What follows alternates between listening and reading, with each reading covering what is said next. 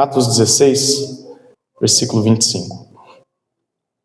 Por volta da meia-noite, Paulo e Silas oravam e cantavam louvores a Deus, e os demais companheiros de prisão escutavam.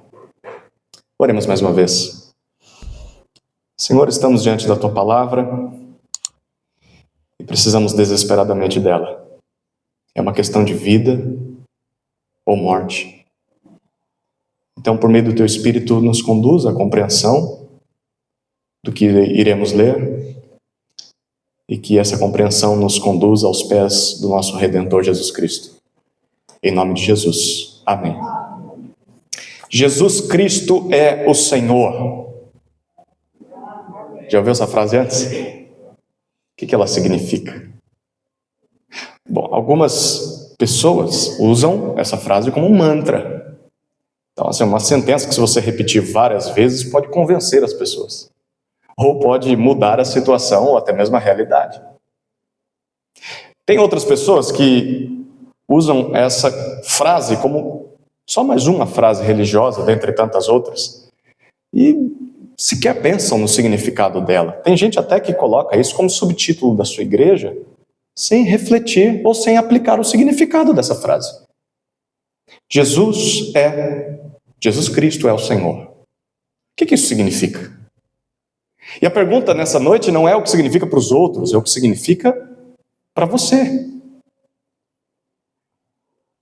O que essa frase representa na Bíblia e na minha vida, na sua vida? E como isso afeta a nossa existência? Bom, é disso que o texto que nós vamos estudar fala. Nós estamos na segunda viagem missionária de Paulo, essa viagem que começou no final do capítulo 15, vai até a metade do capítulo 18, e os companheiros de Paulo dessa vez são diferentes. Na primeira foi Barnabé, João Marcos até um ponto, agora é Silas, Timóteo, e nós descobrimos que Lucas se juntou à equipe recentemente. E essa viagem, que começou ali nas igrejas do sul da Galácia, visitando igrejas que Paulo plantou, ela acabou tendo a direção mudada, não por Paulo, mas pelo Espírito do Senhor. Nós lembramos disso. Ele tentou ir para a Ásia Menor, o Espírito Santo não deixou. Depois tentou ir para o extremo oriente, completamente oposto, mas ainda assim ele foi impedido. E então Deus acabou direcionando Paulo e a equipe para a Europa, para a Macedônia. É para lá que eles vão. E quando eles chegam lá na Macedônia, eles pregam o evangelho na cidade de Filipos, a primeira cidade que eles encontram, e o evangelho é pregado a algumas mulheres que se reuniam à beira-rio, fora da cidade. E uma delas, Lídia, o texto disse que ela era uma comerciante bem-sucedida de tecidos, uma mulher que trabalhava como uma estilista, poderíamos dizer assim. Lídia se converte, não só ela, mas a sua família. Eles são batizados e ela recebe a equipe missionária na sua casa. E eles continuam evangelizando. Agora pastoreando essa nova igreja na casa de Lídia, mas indo até o rio para evangelizar mais mulheres que se reuniam lá. E o texto disse para nós que, certo dia, eles estão caminhando em direção ao rio e eles são surpreendidos por uma jovem endemoniada. O texto disse que ela era uma escrava e dava lucro para os seus senhores com as suas adivinhações. E no capítulo 16, versículo 17, nós vemos o que ela dizia. Ela não só seguia a equipe, mas ela gritava a plenos pulmões: estes homens são servos do Deus Altíssimo e anunciam a vocês o caminho da salvação. Fico imaginando uma endemoniada gritando isso atrás dos evangelistas. Bom, se repetiu por alguns dias, Paulo ficou irritado com isso. Então Paulo expulsa o demônio daquela jovem em nome do Senhor Jesus Cristo. E isso causa oposição dos seus donos, porque agora eles não podem mais lucrar com as adivinhações daquela jovem. E aí é que, movidos por amor ao dinheiro, porque eles não têm mais lucro, eles capturam Paulo e Silas, os arrastam até os líderes romanos da cidade e acusam esses dois de perturbarem a ordem na cidade de Filipos. Eles não são interrogados, simplesmente são açoitados. E nós pensamos um pouquinho sobre o que o açoite significava naquela época. E eles são entregues ao carcereiro da prisão para que ele apenas os guarde em segurança. Mas esse carcereiro os torturou ainda mais. O texto finalizou no versículo 24, dizendo que ele prendeu os pés dos dois no tronco, mas uma forma de tortura. E o que eles fizeram? O que nós lemos no versículo 25. Impressionantemente, é aqui que a nossa história começa. Mesmo depois de tudo que sofreram, Paulo e Silas oram a Deus. Cantam a Deus, louvam. E a palavra que é usada aqui é cantando, significa cantar as Escrituras. Eles estão cantando partes das Escrituras, não só em forma de louvor, mas também de evangelismo, porque o versículo 25 finaliza dizendo que todos na prisão escutavam. Os demais presos escutavam. E a sequência da história mostrará para nós que Deus pode fazer muito mais através de Jesus Cristo, o Senhor. E o texto vai mostrar para nós um pouquinho do que isso significa também nas nossas vidas. Nós vamos estudar esse texto até o final do capítulo em 4 cenas. São 4 cenas que o autor coloca para nós. E a primeira cena é o terremoto. Olhe comigo os versículos 26 até 29. Atos 16, de 26 a 29.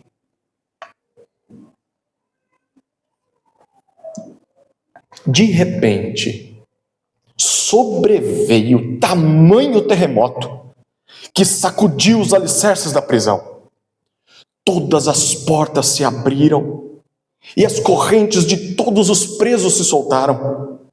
O carcereiro despertou do sono e, vendo abertas as portas da prisão, puxando da espada, ia suicidar-se, pois pensou que os presos tinham fugido. Mas Paulo gritou bem alto: não faça nenhum mal a si mesmo, estamos todos aqui. Então o carcereiro, tendo pedido uma luz, entrou correndo e, trêmulo, prostrou-se diante de Paulo e Silas. É meia-noite. Paulo e Silas estão amarrados por correntes, presos ao tronco, orando, cantando a Deus, todos os presos escutando. Então algo inesperado acontece no versículo 26. Um terremoto. Mas não é um terremoto qualquer. Um terremoto enorme. E a palavra grega traduzida aqui é a palavra megas. De onde nós tiramos mega no português? Imagine algo surpreendente, espantoso, intenso, violento. E o tremor é tão forte que o texto diz que os alicerces da prisão são abalados. Imagine isso. Todas as portas das celas são abertas e todas as correntes dos presos se soltam. Obviamente, isso acorda o carcereiro, quem não acordaria num tremor desse? E quando o carcereiro vê as portas abertas, ele só tem uma conclusão. Qual que é a conclusão que nós também teríamos? Os presos fugiram? Bom, qual que é o problema disso para um carcereiro? Além da questão de segurança pública, porque agora você tem um monte de bandido de volta à sociedade, mas existe a punição vinda de Roma. Porque ele, como carcereiro, ele é responsável pelos presos. E se os presos fogem, ele paga com a própria vida. Esse homem sabe que será morto se aqueles prisioneiros fugirem. Então, para ele, é melhor o suicídio do que cair nas mãos de Roma. E é isso que ele quer fazer. O texto diz que ele saca da sua espada para se matar, mas ele é impedido por Paulo, diz o versículo 28. Do fundo de uma cela escura, no silêncio provocado pelo terremoto, dá para imaginar o terror que sobreveio sobre as pessoas. Paulo provavelmente escuta aquela espada sendo desembainhada, e Paulo conclui: esse homem vai se matar. E Paulo, no versículo 28, diz, grita, diz o texto, bem alto: não te faça nenhum mal. Todos nós, os prisioneiros, todos nós estamos aqui. Interessante, né? Eu queria que você reparasse em 2 detalhes aqui, nesse grito de Paulo. O primeiro detalhe é que, segundo Paulo, o suicídio era um mal a ser evitado. No princípio, a morte não fazia parte dos planos de Deus. A morte só se tornou uma realidade na humanidade quando os nossos primeiros pais se rebelaram contra o Criador. Então todos que nascem também morrem. Mas essa não é a única consequência. A morte é um grande mal, a morte natural, por doença. Mas depois da queda, nós também podemos matar outras pessoas. Talvez não intencionalmente, mas por acidente. Isso acontece.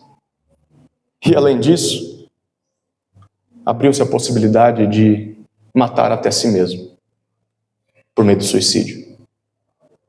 Mas segundo o que Paulo está interpretando e dizendo aqui, isso é um grande mal. Isso é perverso. Isso é ruim. Isso é errado. Isso é incorreto. A morte sempre é algo terrível. A morte nunca é a solução para nenhum problema. Portanto, se você tem pensado em fazer alguma coisa semelhante, aqui esse carcereiro está pensando, ouça urgentemente as palavras de Paulo. E as palavras de Paulo são: não faça nenhum mal a si mesmo. A sua salvação, o livramento dos males dessa vida, não está na sua própria morte. Não é a sua morte que resolve os problemas, mas a morte de um outro. Nós já falaremos sobre este outro daqui a pouco. Mas não faça esse mal a si mesmo. Talvez você veio aqui essa noite só para ouvir isso. Não te faça nenhum mal. O segundo detalhe é o que Paulo diz depois de dar essa ordem: não faça nenhum mal, porque todos estamos aqui. Paulo diz que todos os presos continuaram dentro de suas celas. Não só Paulo e Silas, dá para entender porque Paulo e Silas ficaram lá. São servos de Deus, estão orando e vem um terremoto, só pode ser obra de Deus isso aí. Mas o texto diz que todos, os bandidos, os malfeitores que ali estavam, também não saíram. Se você alguma vez conversar com alguém que está preso, eu posso afirmar que, se não 100%, 99% das vezes, eles vão dizer que querem sair.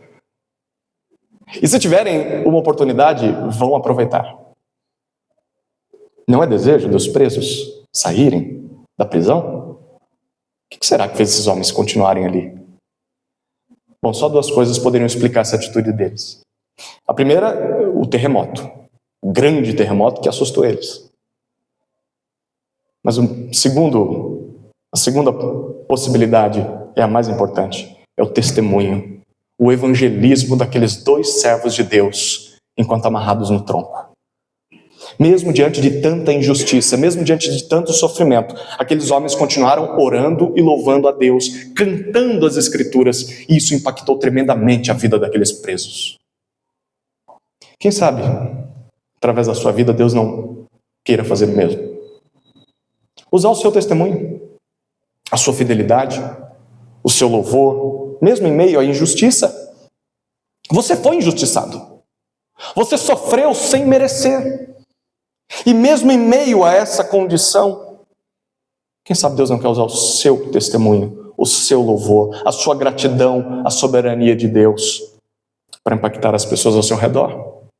A ponto de talvez essas pessoas preferirem continuar perto de você para ouvir cada vez mais da palavra do que fugir da situação e aproveitar sua liberdade como foi a desses presos.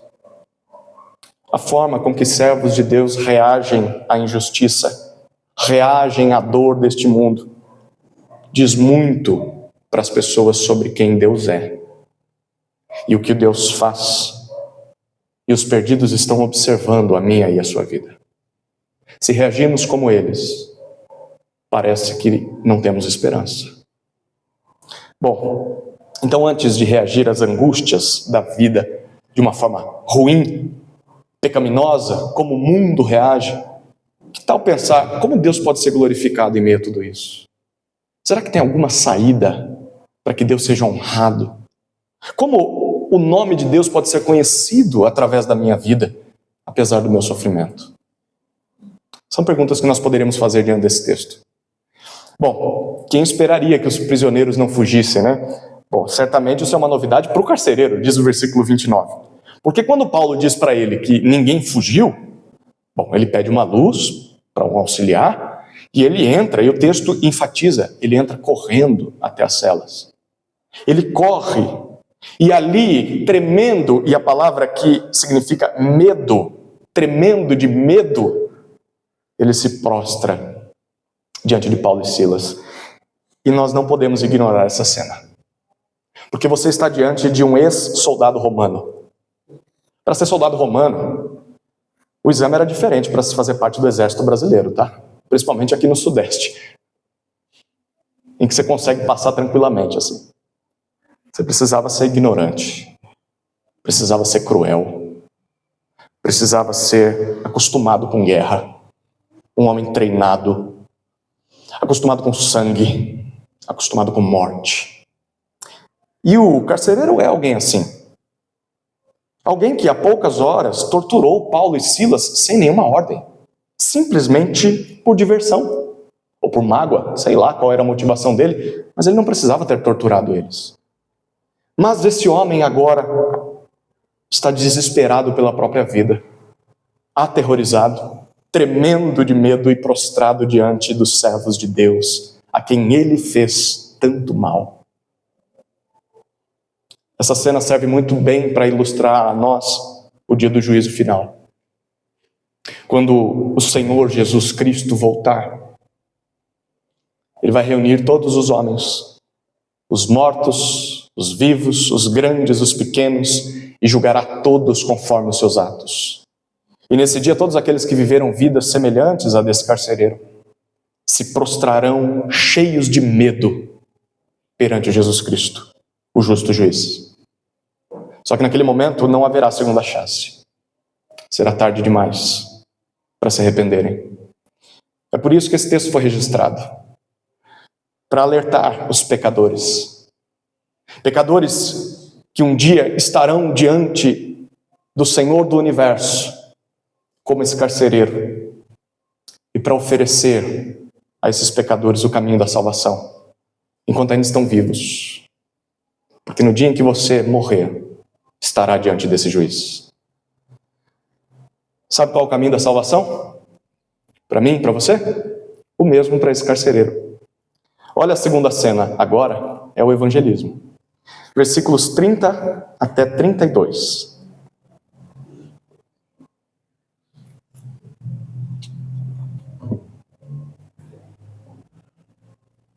Depois, trazendo-os para fora, disse: Senhores, que devo fazer para que seja salvo?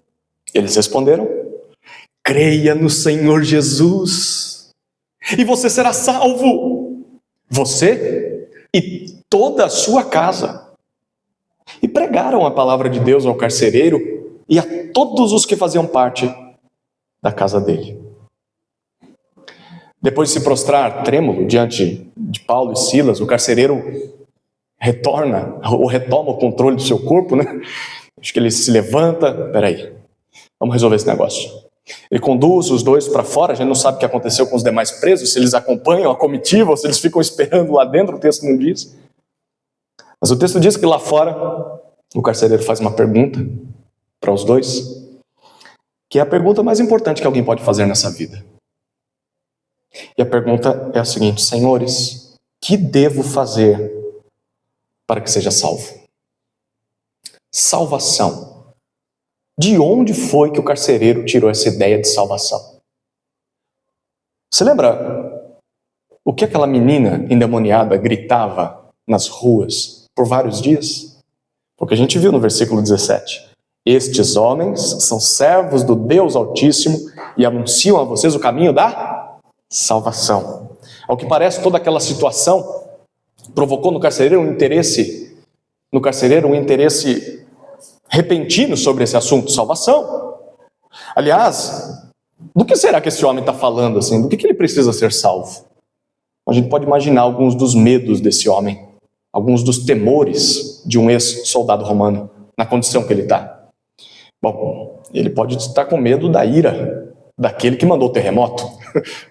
Ele nunca viu um terremoto como esse. O texto diz que é um terremoto diferente. E se eles são servos do Deus Altíssimo, o carcereiro acabou de torturar aqueles dois homens. Bom, se esse Deus que ele serve mandou um terremoto desse, o que ele não pode fazer comigo? É uma possibilidade. Talvez uma segunda possibilidade é das mãos de Roma, ou de César, o imperador. Apesar de vigiar prisioneiros, ele tem uma posição de autoridade, mas esse homem sabe que ele também é um encarcerado. Ele também é um escravo. Se os prisioneiros fugirem, ele me paga com a vida. Ele não tem liberdade. Então, quem pode me salvar das mãos de Roma? Quem pode me salvar das mãos do Estado? De um soberano ímpio e mau? Talvez ele estivesse falando da salvação de si mesmo. Ele mais do que ninguém sabe que não é boa gente. E lá no fundo as pessoas sabem disso. Esse homem tem muita raiva no coração. Tem muita mágoa. Muita crueldade dentro de si. Não consegue se ver livre disso. Talvez essa seja a sua condição nessa noite. Eu não sei como me livrar da ira de Deus. Eu não sei como me livrar da maldade humana. Sou um escravo nesse mundo. Eu não sei como me livrar de mim mesmo. Quem me livrará dessa desgraça que sou eu? Desse pecado que me assola? Bom, de qualquer forma, seja lá o que o carcereiro está pensando sobre salvação, é isso que ele quer. E o que provocou esse interesse do carcereiro? O texto mostrou para nós. Bom, se Paulo e Silas nunca tivessem entrado em Filipos, esse homem talvez nem pensaria sobre esse assunto. Os evangelistas chegaram lá. Os evangelistas foram presos. Houve o grande terremoto que acometeu toda a cidade. Esse texto vai mostrando para nós a cada passo que quando Deus quer salvar alguém, Deus está disposto a mover céu e terra para alcançar o perdido. Ele vai mover o que for preciso, tirar Paulo da Ásia para trazer até uma prisão, no fundo de uma cela escura, para alcançar um carcereiro. Se na sua vida há pessoas que anunciam Jesus, se na sua vida há situações difíceis ou terríveis, complicadas de se explicar, talvez um terremoto, ou não, talvez uma catástrofe que acometeu a sua família, uma doença inexplicável, uma perda, uma briga, confusão. Você já parou para pensar que Deus pode estar querendo chamar sua atenção para o Evangelho? Já passou pela sua mente que Deus quer te salvar? E que Ele está usando todas essas circunstâncias para fazer o seu coração acordar para a realidade, se voltar para Ele. Então não feche os seus ouvidos, mas ouça o que os evangelistas têm a dizer. Clame agora mesmo o mesmo que esse carcereiro. O que eu devo fazer para ser salvo? Para ser liberto da ira de Deus, salvo da maldade dos homens e salvo do próprio pecado que habita em mim? Essa é a pergunta certa a se fazer. Mas, já adianto que infelizmente a resposta certa nem sempre é dita. Porque muitos, quando ouvem esse tipo de pergunta, eles simplesmente dizem: basta se esforçar ao máximo. Você quer ser salvo? Então seja bom o suficiente. Faça boas ações. Ajude o próximo. Frequente uma igreja. Seja batizado e você será salvo. Essa é basicamente a resposta de todas as religiões deste mundo. Se você buscar qualquer religião na face da terra, com o desejo sincero de ser salvo, essa vai ser a resposta. Você precisa fazer alguma coisa. Você precisa se esforçar. O problema dessas respostas é que todas elas não são verdadeiras. Todas essas coisas que eu citei aqui, elas podem ser boas e desejáveis para a vida de alguém, mas não é suficiente para nos salvar. Porque quem pensa dessa forma, no final das contas, acha que a salvação depende no final de quem? De nós. Tudo depende de você. Faça o certo.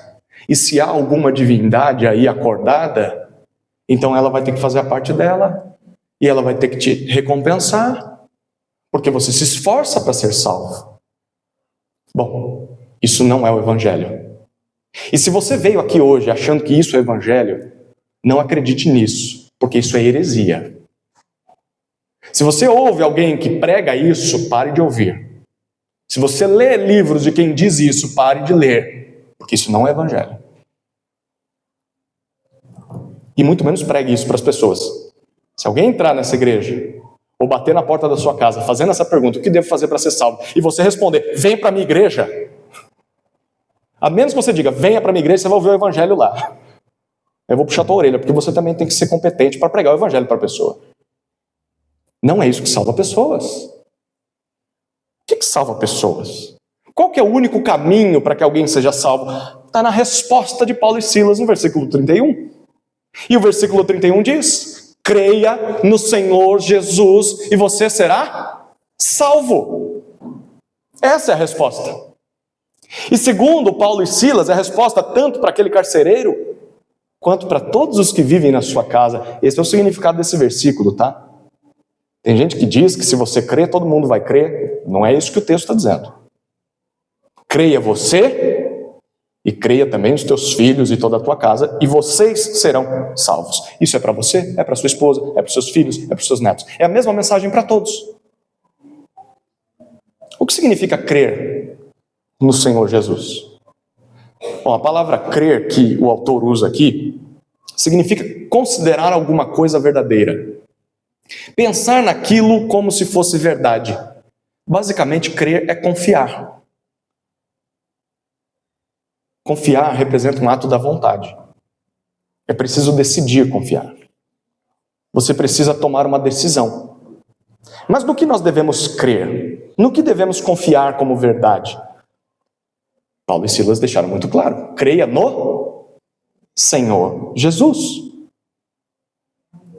Essa expressão, creia no Senhor Jesus, pode ser traduzida como acredite em tudo aquilo que representa ou significa Jesus ser o Senhor.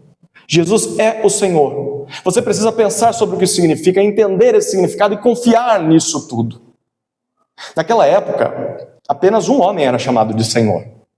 A palavra grega para isso era Kyrios. Só havia um Kyrios, que era o imperador César. César é Senhor. E por que ele era chamado assim? Porque ele era considerado dono de tudo e de todos. Ele também era considerado filho dos deuses entre os homens, representante das divindades na terra.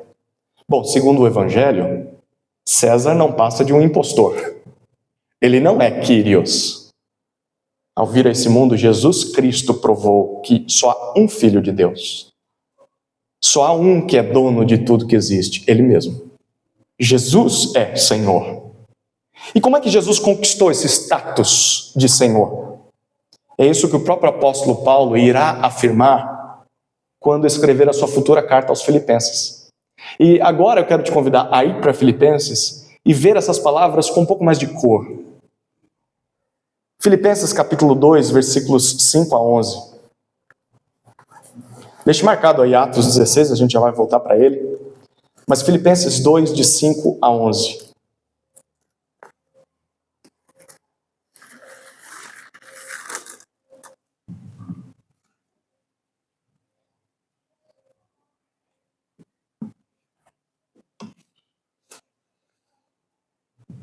Achamos? Filipenses 2, a partir do versículo 5. Tenham entre vocês o mesmo modo de pensar de Cristo Jesus, que mesmo existindo na forma de Deus, não considerou o ser igual a Deus algo que deveria ser retido a qualquer custo. Pelo contrário, ele se esvaziou, assumindo a forma de servo, tornando-se semelhante aos seres humanos. E reconhecido em figura humana, ele se humilhou, tornando-se obediente até a morte, e morte de cruz. Por isso também Deus o exaltou sobremaneira e lhe deu o nome que está acima de todo nome, para que ao nome de Jesus se dobre todo joelho, nos céus, na terra e debaixo da terra, e toda língua confesse que Jesus Cristo é Senhor, para a glória de Deus Pai. Mesmo sendo Deus, e não precisando de mais nada para ser feliz, ainda assim Jesus se humilhou. E o texto diz que ele se humilhou se fazendo homem e também morrendo em uma cruz. Por isso, o versículo 11 disse para nós que o Pai o exaltou sobre tudo e todos, a fim de que toda língua confesse que Jesus Cristo é Senhor, para a glória de Deus Pai. Sabe por que Jesus fez tudo isso? Sabe o porquê dessa humilhação? Porque naquela cruz, ali, pendurado em um madeiro, ele assumia sobre si toda a ira de Deus que nós merecíamos. Ele tomava sobre si a maldade humana, personificada pelos judeus e romanos, que fizeram o seu pior mal. E a cruz é um sinal disso. A cruz é a exposição de como aonde o homem pode chegar. Crucificar o próprio Filho de Deus. Na cruz, Jesus tomou sobre si o castigo que os nossos pecados mereciam, para que pudéssemos de uma vez por todas ser perdoados por Deus. De modo que nós não precisamos mais temer a ira de Deus. Não precisamos mais temer o dia do juízo. E não só fomos perdoados, mas fomos libertos da escravidão. Escravidão ao próprio pecado, escravidão à maldade desse mundo. E todo aquele que crê, todo aquele que confia nessa mensagem, que aponta para o fato de que Jesus Cristo é Senhor, pode enfim encontrar a salvação oferecida por Deus. Portanto, queridos, não se trata de algo que podemos ou devemos fazer para sermos salvos. Mas a salvação que Deus oferece através do Evangelho se trata do que Deus já fez por nós. Não do que nós devemos fazer por Ele, mas o que Deus já fez através do sacrifício de Jesus Cristo naquela cruz, o nosso Senhor. A nossa única atitude, a única ação em relação a tudo isso, só pode ser aquilo que Paulo e Silas disseram ao carcereiro: creia. Creia, confie nessa mensagem. Considere essa mensagem verdadeira. Não é preciso mais nada. Paulo e Silas não dizem: agora vocês vão ter que crer em Jesus, mas se tornar judeus. Crer em Jesus e participar das reuniões de oração lá na Beira-Rio. Crer em Jesus e ir para a casa de Lídia, porque lá tem uma igreja, vocês precisam ir para a igreja. Não é isso que eles dizem. Eles simplesmente dizem: creia no Senhor Jesus e você será salvo. Para ser salvo, você não precisa, primeiro, fazer boas obras. Não. Você não precisa primeiro ser batizado. Você não precisa primeiro frequentar uma igreja. Não precisa primeiro servir em algum ministério. Você não precisa primeiro parar de fumar. Para ser salvo, você não precisa primeiro parar de beber. Você não precisa primeiro abandonar as drogas. Para ser salvo, você não precisa primeiro mudar a sua orientação sexual, mesmo que ela seja contrária ao que Deus diz. Não é isso que te salva. Para ser salvo, você precisa primeiro crer em Jesus, e só isso. Creia no Senhor Jesus e você será salvo. Todas essas coisas que eu disse, elas são boas, elas são desejáveis e elas são certas. Sim, Deus quer consertar a nossa vida. Mas essas coisas serão consequência de crer em Jesus. Consequência da salvação. Uma vez que isso acontecer, Jesus mesmo passará a ser o rei da sua vida. Passará a ser o dono do seu coração.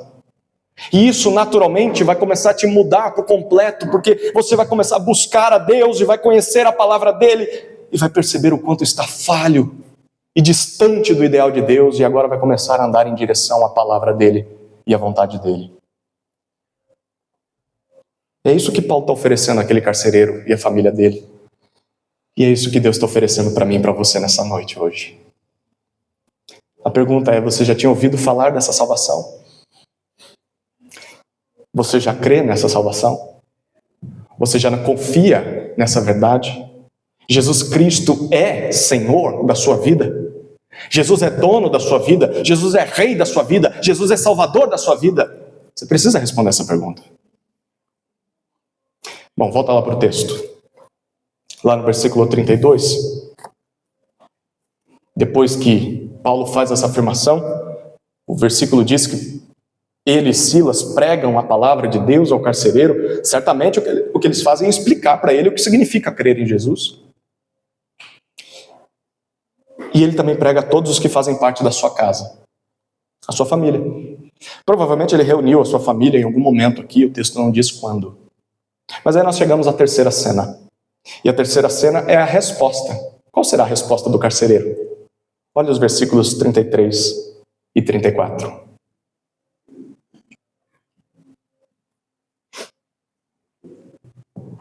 Naquela mesma hora da noite, cuidando deles, lavou-lhes as feridas dos açoites. Logo a seguir, ele e todos os membros da casa dele foram batizados. Então, levando-os para a sua própria casa, deu-lhes de comer.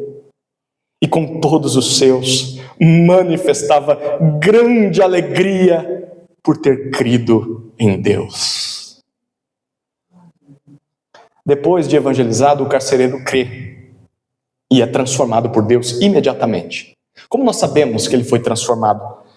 Porque o texto evidencia para nós 4 resultados perceptíveis na vida desse homem.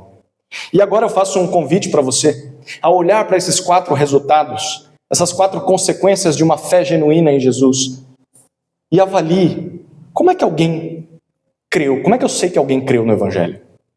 Como é que eu percebo que alguém de fato se converteu? E a pergunta mais importante para a análise é: como saber se eu creio de fato em Jesus como Senhor? Jesus é mesmo meu Senhor? Bom, alguns resultados aconteceram na vida desse homem.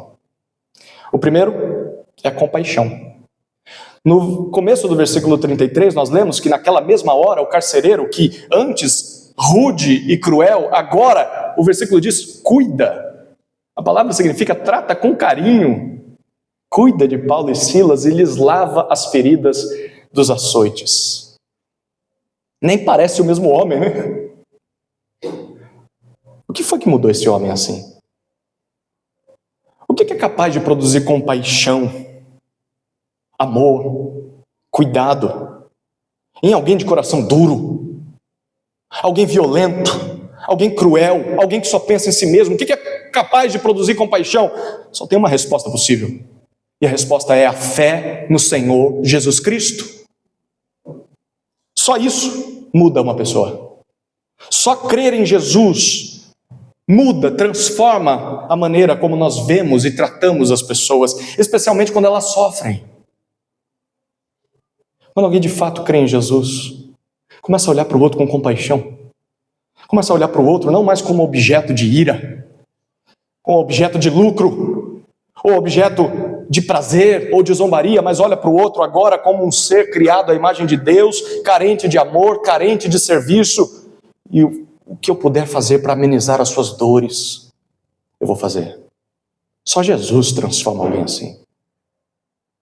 Crer em Jesus, o Senhor produz em nós compaixão.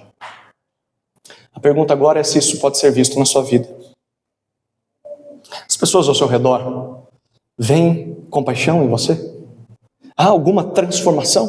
Ou você continua o mesmo, desde o dia em que disse que creu em Jesus? Não era para ter continuado o mesmo, não faz sentido. Compaixão. Como você reage às pessoas que sofrem ao seu redor? Especialmente se você fez parte desse sofrimento, porque o carcereiro sabe que ele fez mal àqueles homens. O que ele puder fazer para amenizar a dor deles, ele vai fazer. O que você faz quando fere pessoas? Bom, a fé em Jesus vai produzir compaixão. O segundo resultado é a obediência. O versículo 33 continua e diz que toda a família do carcereiro ouviu o evangelho, a gente já viu isso, e o texto diz que também creram junto com ele. Por quê? Porque o texto diz que depois disso, eles obedeceram aquilo que Jesus ordenou a todo aquele que nele crê. Foram batizados. Provavelmente em alguma piscina particular aí desse carcereiro, a gente não sabe, mas eles foram batizados. E aqui está mais um resultado de que alguém de fato creu em Jesus, o Senhor. É o desejo de obedecer a Jesus. O batismo fazia parte dessa obediência. Quem crê em Jesus, acima de tudo, deseja ser identificado com o seu Salvador. E vai passar a buscar obedecer a Jesus, apesar das suas falhas. É claro que se você creu em Jesus, não é da noite para o dia que você vai abandonar hábitos, Às vezes acontece, mas você vai ter que tomar iniciativa. E no percurso vai tropeçar, vai cair, vai pecar. Mas quem creu em Jesus de fato tem um desejo profundo de ser como Jesus. E vai clamar por socorro, dizendo: Senhor, por favor, me ajuda, quero ser como Cristo. A obediência é uma marca de alguém que creu realmente em Jesus. A busca pela obediência. Tem mais um detalhe aqui. A fé desse carcereiro, ainda no final do versículo 33, a fé dele em Jesus transformou essa vida de tal forma que toda a sua família também quis seguir os mesmos passos do Pai. O nosso testemunho, a nossa conversão conta muito dentro de casa. Porque é em casa que as máscaras caem.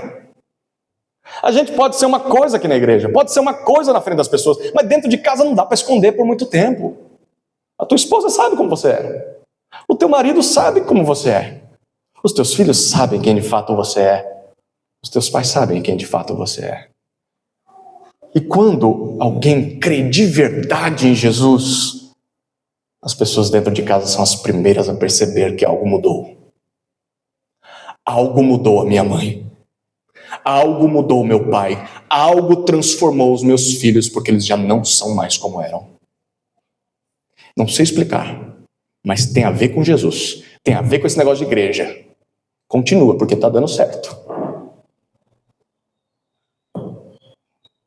Que tipo de exemplo nós temos dado para a nossa família? Quando os nossos que moram conosco olham para nós, são mais encorajados a crer em Jesus ou a abandonar a fé? Abandonar a igreja, porque tudo isso é hipocrisia. Bom, tem um terceiro resultado. No início do versículo 34, nós vemos hospitalidade. Porque depois do batismo, talvez por volta das 2 da manhã, lembra que quando o terremoto aconteceu era meia-noite? A gente imagina que tenha passado algumas horas até esse batismo. O carcereiro abre as portas da sua casa e recebe Paulo e Silas para uma grande refeição. E a linguagem que Lucas, que é o autor do livro, usa aqui é de uma festa ao redor da mesa. É bem possível que depois de crer em Jesus e ser batizado, o que vocês acham que estava presente naquela mesa? Um pedaço de pão e um pouquinho de vinho. Talvez a primeira ceia do Senhor naquele lar que foi transformado por Jesus. Hospitalidade. É isso que uma genuína fé em Jesus produz em nós. Só Jesus é capaz de transformar pessoas egoístas, pessoas más, em servos generosos, em gente disposta a repartir o que tem com os outros. Será que essa generosidade é vista, essa hospitalidade é vista em nossas vidas? O quarto resultado na vida daquele carcereiro, e que também pode ser visto na vida de todo aquele que crê em Jesus como Senhor, está no final do versículo 34, que é alegria. O texto diz que ele e todos os seus parentes encerram aquela madrugada manifestando grande alegria.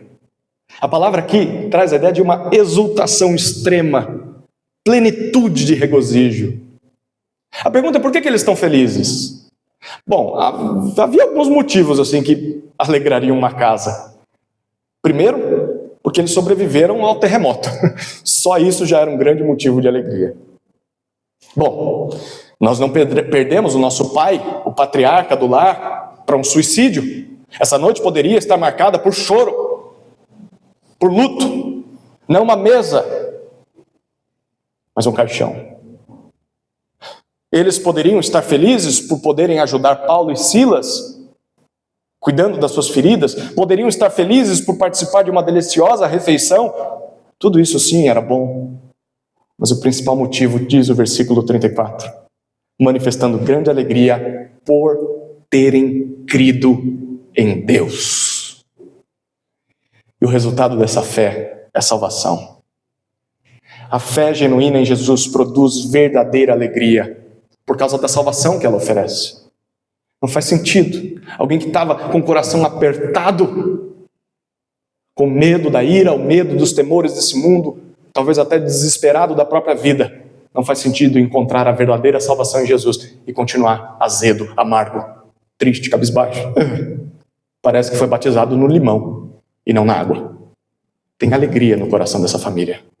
E Jesus produz alegria. É claro que muitos sofrimentos continuam, mas aqui dentro há uma alegria indizível, manifestada em gratidão ao Senhor. Será que esse tipo de alegria é vista na nossa vida?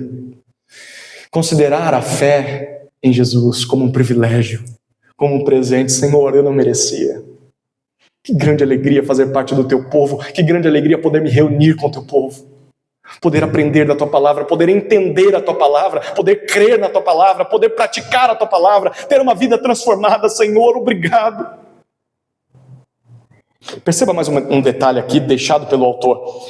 No versículo 31, Paulo e Silas chamou o carcereiro, na verdade, e a sua família, a crer em quem? Para ser salvo?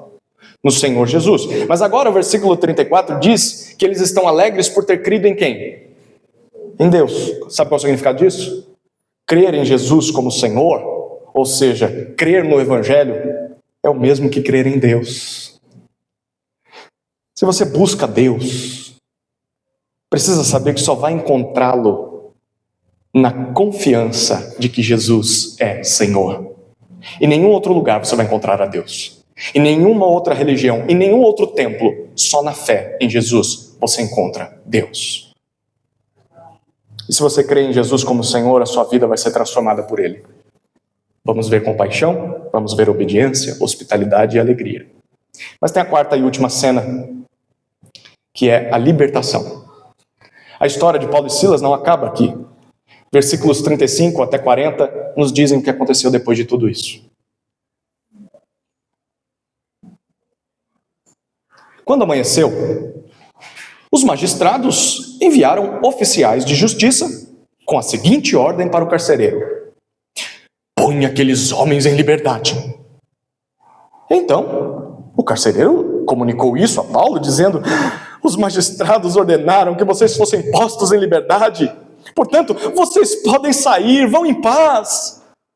Paulo, porém, lhes disse: sem ter havido processo formal contra nós, nos açoitaram publicamente e nos jogaram na cadeia, sendo nós cidadãos romanos.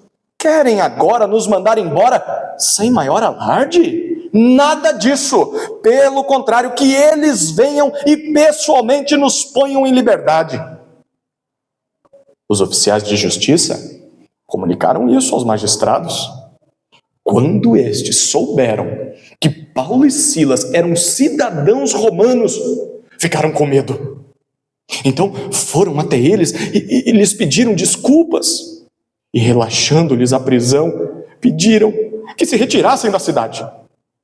Tendo saído da prisão, Paulo e Silas dirigiram-se para a casa de Lídia e, vendo os irmãos, os animaram. Depois partiram. As trevas da noite, com toda a sua injustiça, com suas falsas acusações, com sua crueldade, com seus açoites, com sua tortura, essas trevas já estão indo embora. E o sol começa a raiar. Essa é uma lembrança para nós. Nem toda noite é para sempre. Nem toda dor é para sempre. Vem o amanhecer.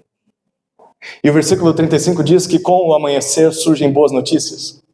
Os magistrados, os juízes de Filipos, enviam soldados, provavelmente à prisão, onde talvez Paulo tenha voltado, depois de participar daquela refeição na casa do carcereiro. E a ordem é: pode libertar Paulo e Silas. Bom, essa é uma excelente notícia. Sim ou não? Sim, estão em liberdade. Não devem nada. Bom, o carcereiro também entende isso. O carcereiro, no versículo 36, comunica as boas novas para Paulo. Vocês podem sair tranquilamente, vocês podem seguir o seu caminho em paz. Mas Paulo não está vendo isso com bons olhos. Paulo é curioso, né? Quando a gente acha que ele vai fazer uma coisa, ele faz outra. Paulo, no versículo 37, se volta para os soldados e diz o seguinte: sem nenhum julgamento adequado contra nós, Vocês nos açoitaram publicamente, na frente de todo mundo. Para o açoite precisar tirar a roupa do condenado. Passar uma vergonha terrível. Fomos espancados. E ainda nos jogaram na prisão como malfeitores. E o pior, sendo nós cidadãos romanos. E agora? Vocês querem nos libertar secretamente, como que saindo pela porta dos fundos, é isso? Tem uma informação aqui interessante.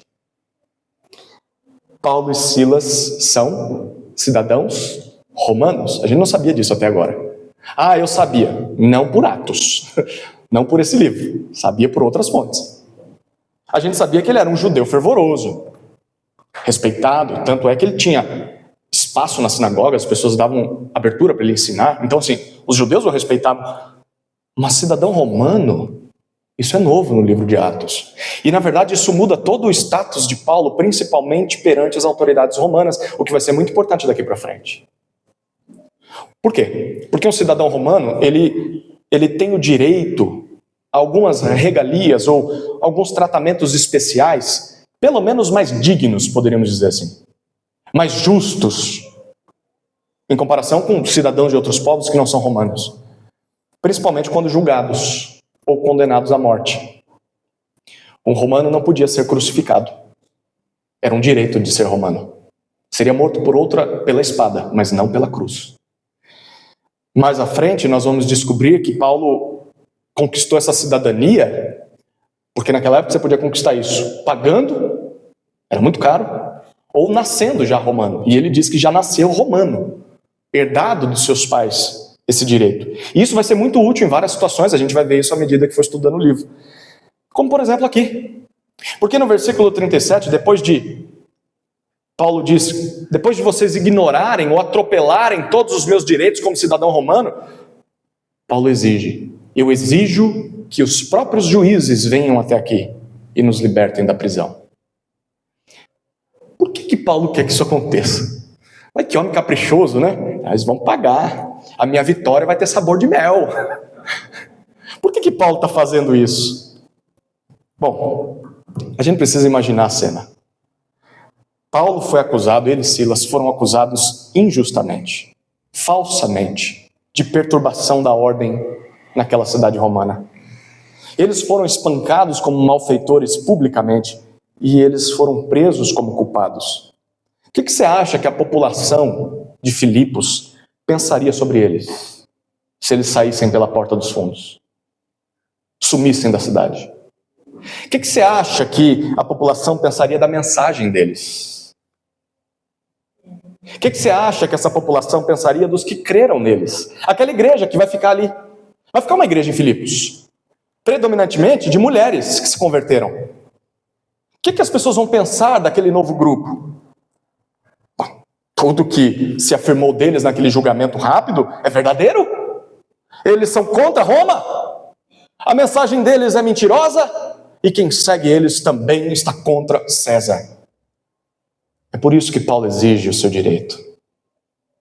Paulo quer uma retratação pública para que aquela igreja que vai ficar em Filipos não seja odiada injustamente, não seja perseguida injustamente. Você percebe o que ele está fazendo aqui? Deus concedeu a Paulo o direito de ter nascido cidadão romano. Paulo não escolheu isso. Veio de nascença. E ele utilizou esse benefício. Mas não para o proveito próprio, porque ele já estava livre. Ele utilizou desse direito para o bem da igreja de Jesus, para o avanço do reino de Deus. A pergunta é: que benefícios Deus te deu? Que privilégios Deus te concedeu e que podem ser usados com o mesmo propósito? Não para o seu benefício, mas para o benefício do povo de Deus. Claro, de forma legítima, sem passar por cima da lei. Talvez sejam recursos financeiros. Você não trabalhou por isso, é herdeiro. E herdou muito, muito recurso. O que eu faço com tudo isso?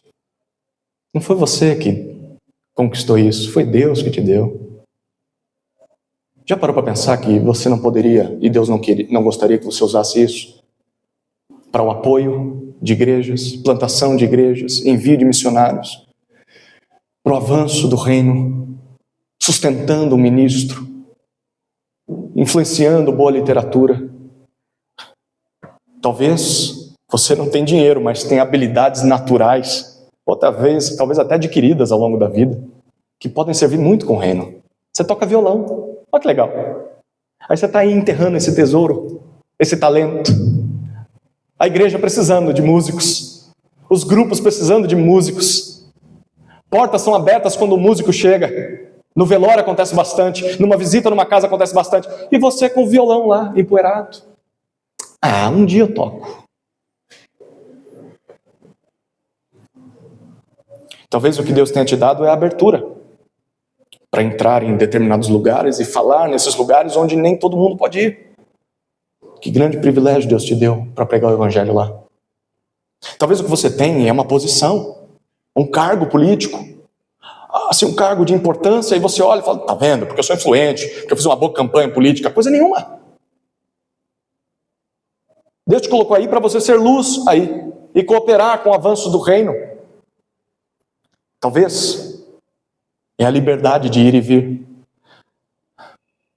É fácil falar isso, ou melhor, é mais difícil falar isso para alguém que vive como eu e você no Brasil, mas há lugares em que as pessoas são proibidas de sair. Proibidas de ler um livro, proibidas de buscar a Deus. E você tem a liberdade. Você pode simplesmente se levantar daqui e falar, vou embora para minha casa, não quero ouvir esse discurso chato.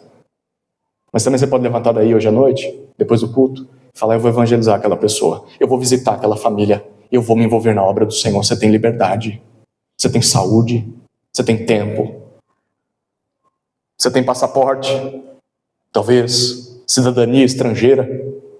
Deus tem os seus caminhos. Seja lá o que quer que Deus tenha te dado como privilégio, como benefício, Deus quer usar você para a glória dele, para o avanço do reino, para o evangelismo, para a edificação da igreja. Não fica aí parado. Tem tanta coisa no reino de Deus que só você pode fazer. Por isso, porque Deus planejou assim. Deus quer usar a sua vida, não a do lado, a sua. Do jeitinho que você é. Mexa-se. Envolva-se no serviço. Paulo fez isso. Bom, os magistrados, diz o versículo 38 e 39, os dois versículos dizem para nós que eles são informados do erro grotesco que cometeram, e o texto diz que eles vão pessoalmente até Paulo e Silas, e o texto diz que eles pedem desculpas formais, e os soltam e deixem que saiam da cidade. Na verdade eles pedem, por favor, vá embora. Por quê? Porque se alguém mais souber do erro que eles cometeram, sabe qual cabeça vai ser cortada? A deles. É curioso como Paulo e Silas não querem a morte dos juízes. Bem diferente de muitos hoje em dia, né?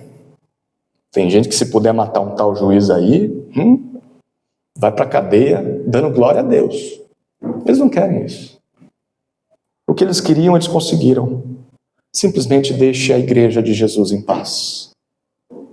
Por isso o versículo 40 diz que eles saem da prisão e se dirigem à casa de Lídia. Lembra da Lídia? Ali está reunida a igreja de Filipos. Ainda é uma pequena igreja, que a partir de agora vai ter um acréscimo de mais alguns membros, a família do carcereiro. E chegando lá, o versículo 40 finaliza dizendo que Paulo e Silas veem os irmãos. Reparou nisso? Irmãos, não só irmãs. Quando eles foram presos, quem tinha se convertido? Apenas uma mulher, e a casa dela. A gente não sabe se tinha homem no meio do pacote. Mas talvez mais pessoas creram. Tem homens e mulheres ali naquela igreja, e eles os animam, os encorajam, os confortam. A pergunta agora é como assim? Não são eles que sofreram a noite toda? Não são eles que merecem ser animados ou precisam ser animados? Estão todos machucados, flagelados, cansados, não dormiram. Comeram, pelo menos comeram.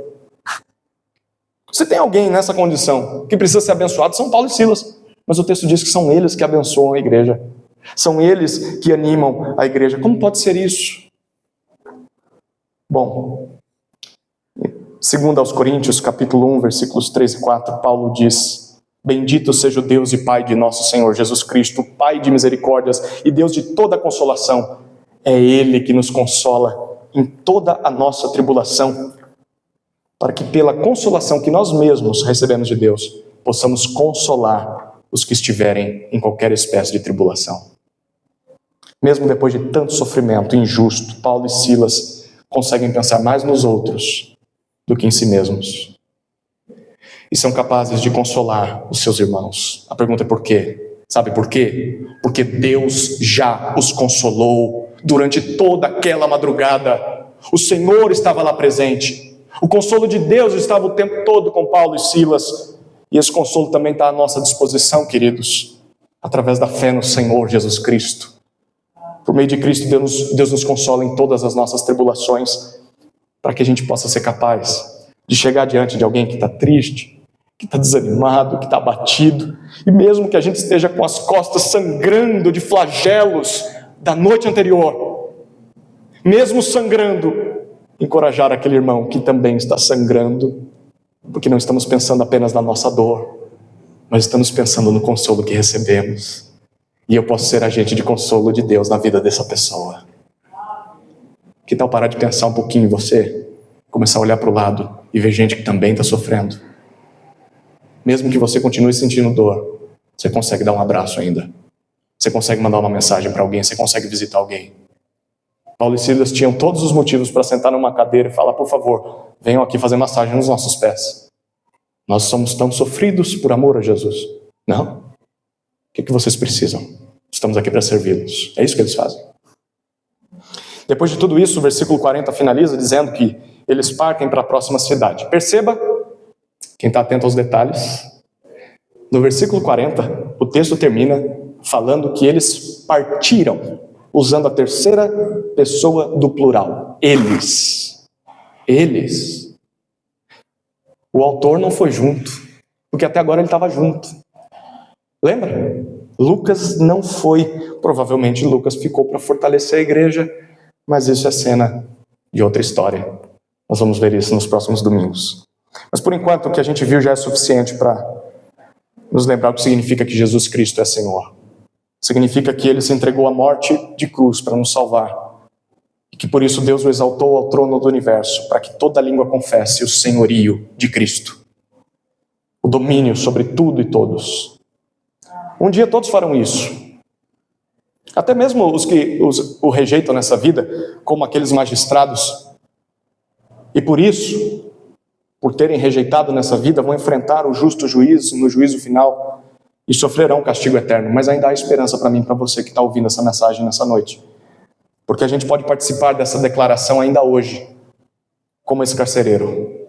Ao crermos em Jesus, para sermos salvos desse juízo e nos submetermos a Jesus.